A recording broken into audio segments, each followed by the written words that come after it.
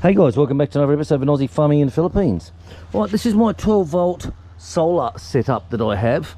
Okay, a lot of people said it would never work, but well, bite me. So it works quite good. Now, this is a 12 volt pump, okay, it's called a Seaflo pump. I'll put a description down below so you can go in there and have a look. Now this is being fed just from these storage tanks here. There's one here that comes from the roofing on this side, the maid's room, the feed room and the laundry and all that stuff. The pump room that feeds this tank here. That's a 2,000 litre tank. I've also got two tanks around the other side of the house which take the house water, which you can see through here. So those two tanks, it comes underground. Everything I'll put underground. Don't put your pipe work on top, and use good quality shit. Don't be cheap with it. So this one here is rainwater tank, and it goes underground all the way around the other side of the maid's room. It cuts up through here. You can see where I've dug this out. This was years ago. And it comes around a concrete slab and it comes up here, the black polythene pipe. So this is it, this one here. It comes from the two tanks over here. This tank out as well. Then it comes from here into the pump. Okay. Now this is 12 volts, right, which is run by the solar on top, the battery here in the regulator box thingy diggy dooby dacky there. Now with this, that's 60 psi, which is fucking huge because the house is only 40 psi max, and it's 21 litres per minute. So I'll put the link down below in the description box and you can go in there and read it and it'll tell you all about it. Has a little filter here which I change a lot. I'm going to make up, just put a plastic cup over it to keep the sunlight off, because in the summertime the sun comes through here and this gets algae in which goes inside. So that's what's happened to this. Now, at the moment, this runs through this pipe here, forget this one, it runs through here, goes into the pump room, the main pump room, and then it changes then into this white pipe, which I've got on all the house. Okay, don't use that blue shit. If you use the blue shit, you're a fucking idiot. This stuff you can run over, it'll last for 20 years. You can jump on it, you can run on it, you can do anything. And this goes down here to the washing machine. Okay, this is the main house line here, which is the original one I had.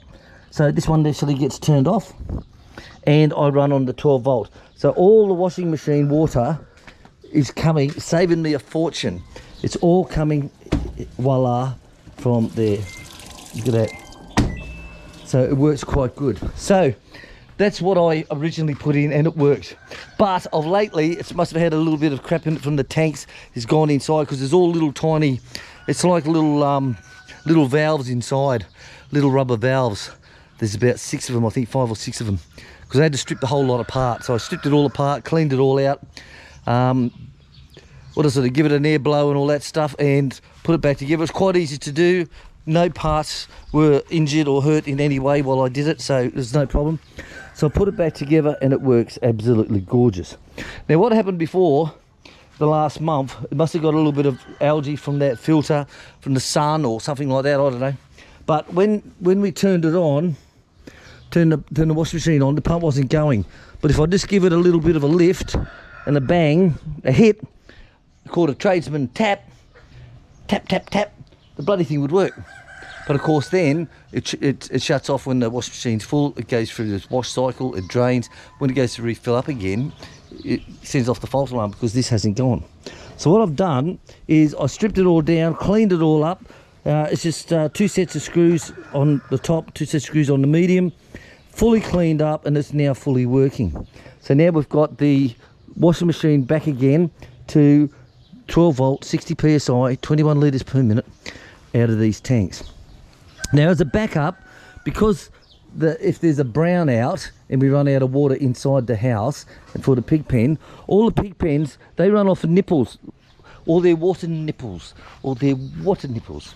okay? So you can't put a bowl in there or a bucket in there or anything like that to give them water, because they just play with it. You know, that's what they do. They just play with it, root around with it and play with it.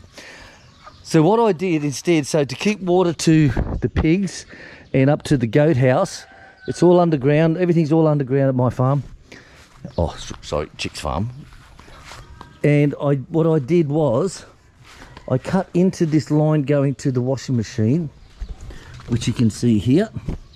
So I cut into that line and I run this down and this goes down into underground to the pig pen control box, which is down in the grass, hidden down in here. So if there's a brownout and we run out of water in the house because the 240 is not working, okay, what I can do is just turn on the valve here, turn off the house mains in, turn on this, and I'm fully feeding the pig pen and the goats 60 psi, 21 litres a minute. Absolutely fantastic, isn't it? So then one day I was laying in bed stroking myself, thinking of no one in particular, all right, and I thought, well, I can charge the house by this valve here. If I leave the house one on as well as the 12 volt, if I leave that on, I can flow water from here as well as going up here to the pig pen. I can flow it into the house, and I can have the house fully charged up as well as a backup. Well, fuck me dead, William. FMD, I tell you, that worked bloody good. But then I have to come out here into the dirt and fix it. So what I did instead is, because I'm a master plumber, so what I did instead was I cut into, there's the line coming from the 12 volt, it goes down there, turns into a white line, goes to the washing machine. So what I did, I cut into it up here and just brought it back here into the house line here. So this is our tank that comes out here, flows through here and charges hot water and cold water. It's a gas system, okay? It charges that. But if I want, I can turn off the house water, which is this one, which is this tank, and all I have to do is turn that one on, and I'm now charging the house 60 psi, 21 litres per minute. So how good is that, guys? So it saves a hell of a lot of water. But of course the washing machine uses a lot of water as well, because we go through our clothes every day. We've got to wash just about every day. But in the wet weather, of course, these tanks don't run dry. So it works bloody good, mate, I'll tell you. Works bloody good. So, Daniel Nierenberg, I know you're interested in what I've done. So Daniel Nierenberg, that is how it's done, buddy. Solar system on the roof, okay? The solar system comes down into this box here. That's the solar in. This is the battery here, and this is the pump here.